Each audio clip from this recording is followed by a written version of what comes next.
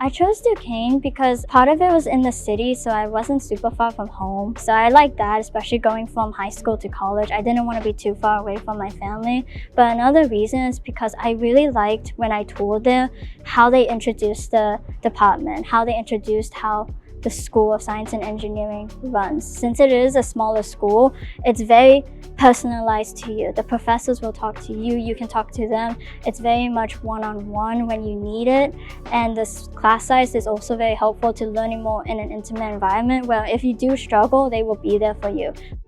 I put my hat in because I knew it was a really competitive scholarship, and I knew I had the research at least and the skills that I think I would have been a pretty good applicant. And then when I got chosen to be the representative for the school to move forward to the national level, and then when I actually got the email that says congratulations Trista, I didn't even read the full thing. I literally opened my phone, it said congratulations. I freaked out, I jumped, I was so excited. My friends were with me, they were cheering me on.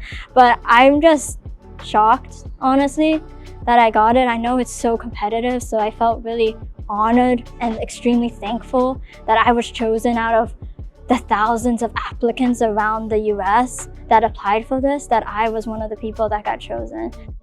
The project was on the current research that I'm doing. I'm in the Heisler research group, and his lab focuses on host pathogen interactions. What I'm looking at specifically are azole compounds. Those are synthesized by the Montgomery lab, that's also part of our department.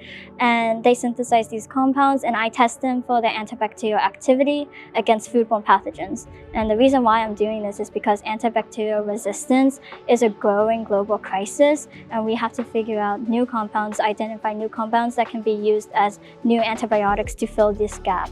They also asked me about my previous research experiences, what I want to do in my life, how my academics are also helping me towards my career and going into grad school and further beyond. So I've been doing research for like 2.5 years or so at this point. That's amazing, especially I'm only a junior. That's pretty impressive, and it's really good for graduate school applications. So the research aspect is really helpful, but it's also the academic side of all that Duquesne has offered me. I got to take really difficult classes. I got to take graduate level classes where graduate students were also with me, and I got to experience what it's like.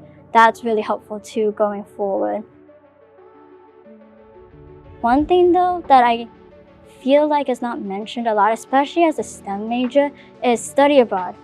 I am very passionate about traveling, exploring the world. I think it's very important to not only understand the inner workings, the communication of people in the US, but also abroad. And that's a really big aspect of scientific research in and of itself.